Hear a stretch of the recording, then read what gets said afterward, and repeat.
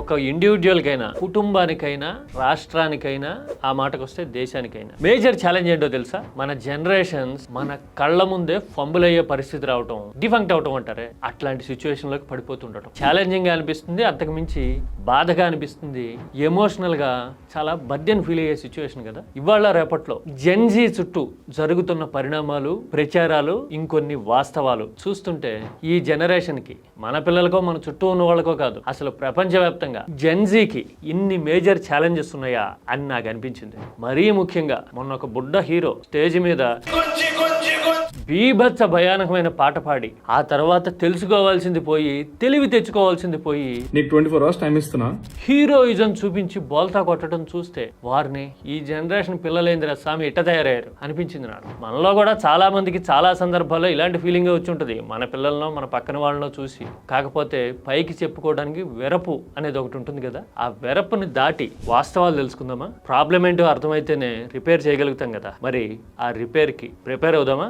Gen Z చుట్టూ ఎందుకని ఇప్పుడు 1,00,000 సవాళ్ళు వచ్చినాయి. అమెరికా లాంటి దేశాలు అయితే ఈ జనరేషన్ ని సెట్ చేయడానికి ప్రత్యేకంగా బడ్జెట్లు పెట్టి పాలసీస్ ఎందుకు అనౌన్స్ చేస్తా ఉంది? చెక్ చేద్దాం రండి. ఇది రాజకీయం కాదు, లోక జ్ఞానం అంతకంటే కాదు. ఇది మన ఇంట్లోని, మన ఊళ్ళోని, మన తరాలకి ఎదురవుతున్న ఛాలెంజ్ ని అర్థం చేసుకోవటం. అన్నట్టు మీ ఇంట్లో జెన్జీ కిడ్స్ ఉంటే గనక వాళ్ళ ప్రెజెంట్ స్టేటస్ ఏంటో, ప్రాబ్లం ఉందో లేదో తెలుసుకోవాలంటే గనక మీరు వాళ్ళకి ఒక చిన్న టెస్ట్ కూడా పెట్టొచ్చు. అదేంటో నేను చెప్పబోతున్నా. So don't miss this video till the end.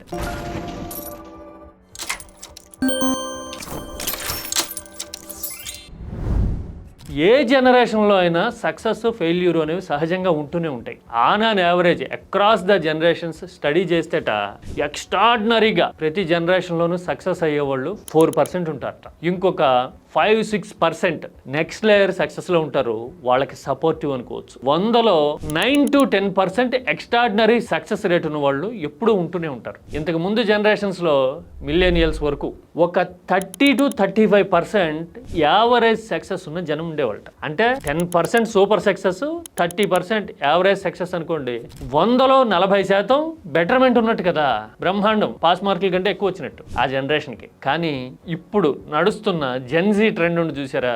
Gen Z అంటే 97 నుంచి 2012 వరకు ఏమో ఈ మధ్యకాలంలో పుట్టిన వాళ్ళు. ఆ 4% సూపర్ సక్సెస్ ఉంది, ఆ తర్వాత లేయర్ లో 5-6% సక్సెస్ రేట్ కూడా ఉంది. కానీ ఈ యావరేజ్ సక్సెస్ రేట్ అని చెప్పాను కదా, 30-40%, ఇది బోల్తా కొట్టిందట. అంటే జెన్జీలో అయితే ఎక్స్ట్రాడినరీ సక్సెస్, లేదంటే ప్రపంచం అర్థం చేసుకోలేని డిజాస్ట్రస్ ట్రెండ్ కనపడతా ఉంది, ఇప్పుడు బయటపడతా ఉంది. ఇది మేజర్ ఛాలెంజ్ అని చెప్తా ఉన్నారు. ఎందుకంటే జెన్జీలకి ఇప్పుడు 20 years దాటినాయి.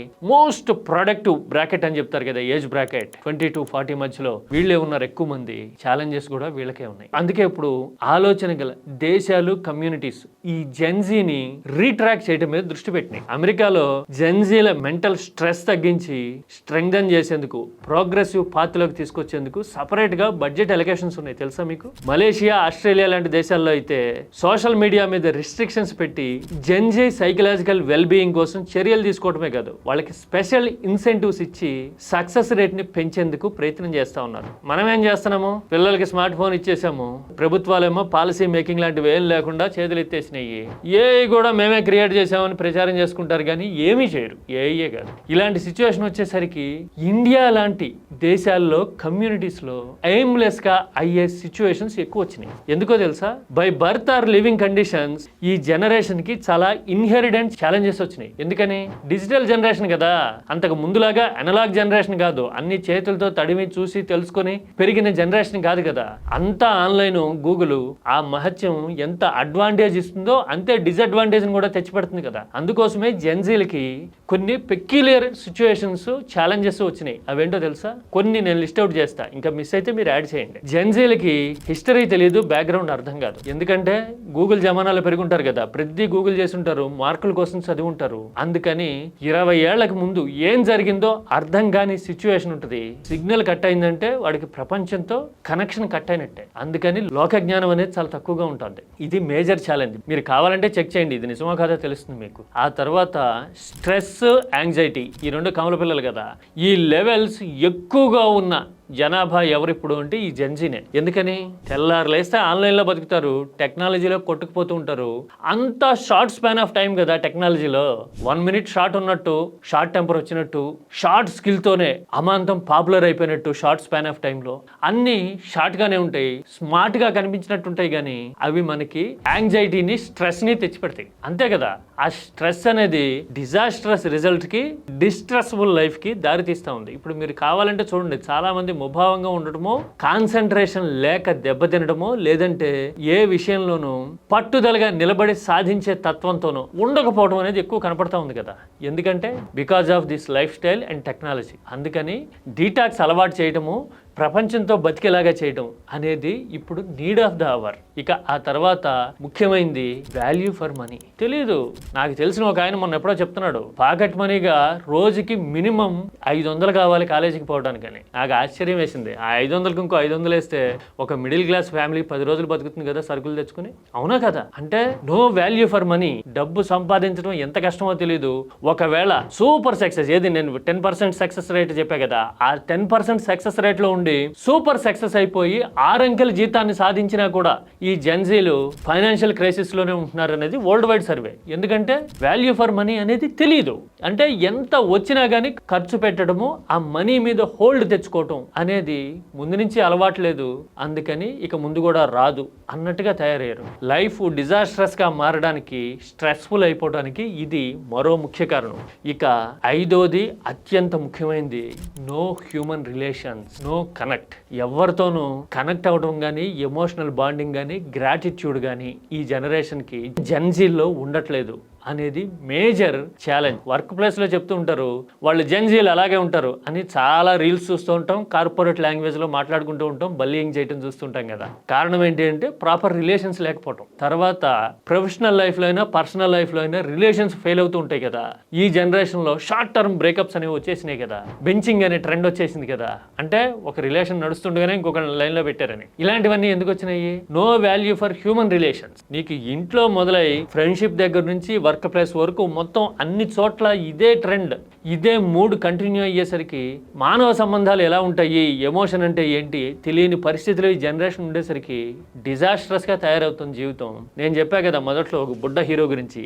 ఆ బుడ్డ హీరో గారు కూడా ఇదే ప్రూవ్ చేశాడు. స్టేజ్ మీద ఒక పాపులర్ అండ్ సీనియర్ యాక్టర్ వచ్చి నేను మీ నాయన ఫ్రెండ్ని అని చెప్పి సపోర్ట్ చేస్తే, తీరా ఈ హీరో బూతుపాట పాడి బబుల్ని బద్దలు చేసుకున్నాడు, నెగిటివిటీ తెచ్చుకున్నాడు. ఇలా జరగకుండా ఉండాల్సింది, అక్కడ నేను లేకుండా ఉండాల్సింది అంటే అరే ఏం మాట్లాడుతున్నావు అని వార్నింగ్ ఇచ్చాడు కెమెరా ముందు.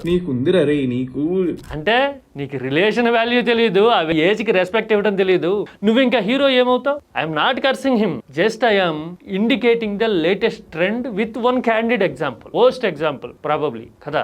ఇలాంటి పరిస్థితి వచ్చినప్పుడు మరి ఏం చేయాలి? తల్లిదండ్రులైనా, పెద్దలైనా, కమ్యూనిటీస్ అయినా, ప్రభుత్వాలైనా ఏం చేయాలి? ముందు మానవ సంబంధాలు నేర్పాలి, ప్రపంచంతో కలిసి బతకడం ఎలాగో తెలియజెప్పాలి. అన్నిటికీ మించి టెక్నాలజీ డిటాక్స్ అనేది అలవాటు చేయాలి. రోజు 3 గంటలో 4 గంటలో ఫోన్ లేకుండా ప్రపంచంలోనో, ప్రకృతిలోనో, పక్క వాళ్ళతోనో మాట్లాడుతూ బతకడాన్ని అలవాటు చేసామనుకోండి, ఆటోమేటిక్గా చేంజ్ స్టార్ట్ అవుతుంది. నేను ఇలా చెప్పిన తర్వాత ఎవరికైనా రోషం పడుచుకొచ్చి ఒక జనరేషన్ గురించి ఇలా ఎలా మాట్లాడతావు అని సవాల్ చేయాలనుకుంటే కనుక ఒక్క సెకండ్ ఆగండి. మీకు మరీ రోషం వచ్చేసి నామోషి అనిపించింది అనుకోండి, మీరు ఆ ఎక్స్ట్రాడినరీ సక్సెస్లో ఉన్నారు ఆ 10%లో అనుకుని సరిపెట్టుకోండి. ఎందుకంటే అలా రోషం మిగతా 90%కి వస్తుంది అని నేను చెప్పి ఇప్పుడు మీ మీద ముద్రై తెలుసుకోవాలి. నేను అలా కాదు, న్యూట్రల్గా, ప్రాక్టికల్గా ఆలోచిద్దాము, అమ్మాయి స్టేటస్, అబ్బాయి స్టేటస్ ఎలా ఉంది, జెన్జీ అయ్యి ఉంటే కనుక తెలుసుకుందాము అనుకున్నారనుకోండి, దానికి ఒక ఇండికేటర్ కూడా నేను ఇస్తాను. ఏం లేదు, మీ ఇంట్లో పాలు ఎక్కడ ఉంటాయో తెలుస్తుంది కదా, ఇంట్లో వాళ్ళకి ప్యాకెట్ గిన్నెలోనే ఎక్కడో ఉంటాయి కదా, పాలు కాచి పెట్టు అని చెప్పండి మీ పిల్లలకి. వాళ్ళు ధీమాగా వెళ్ళి ప్యాకెట్ కట్ చేసి స్టవ్ మీద పెట్టి వేడి చేసి ప్రాపర్గా మూత పెట్టగలిగారు అనుకోండి, వాళ్ళకి ప్రెజెన్స్ ఆఫ్ మైండ్ ఉన్నట్టు ఈ ప్రపంచంలో ఉన్నట్టు. అలా కాకుండా పాలు ఎక్కడ ఉంటాయని అడిగారు అనుకోండి, ఎలా కాచాలి అని క్వశ్చన్ చేశారనుకోండి, లేదు స్టవ్ వరకు వెళ్ళి వెలిగించి ఫోన్ చూసుకుంటూ పొంగబెట్టారనుకోండి, ప్రాబ్లం క్రిటికల్ గా ఉన్నట్టే, గట్టిగా పర్సిస్టెంట్ గా అనిపించినట్టే. Then you should be ready to repair them అని అర్థం చేసుకోండి. ఇది చాలా సిల్లీగా, సింపుల్ గా అనిపించుండొచ్చు కానీ బట్ ఇది ఖచ్చితంగా వర్క్ అవుతుంది. కావాలంటే ట్రై చేసి చూడండి. సైకాలజీ మీద, ఫిలాసఫీ మీద కాస్త కోస్త అవగాహన ఉన్నోడుగా నేను ఈ మాట చెప్తున్నా. కావాలంటే ట్రై చేయండి. లైఫ్ స్కిల్స్, ఫిజికల్ స్కిల్సే కాదు, కాదు, మెంటల్గా ప్రెజెంట్ సిచ్యువేషన్కి వాళ్ళు ఎంత ఇంటాక్ట్ అయి ఉన్నారో ఈ పాలు కాచే పరీక్షతో తేలిపోతుంది. మరి చెక్ చేసుకోండి. ఏమంటారు? జెన్జీ డిస్కషన్ గురించి మీ అభిప్రాయం ఏంటో కామెంట్ చేయండి, డిస్కస్ చేద్దాం. This is key talks.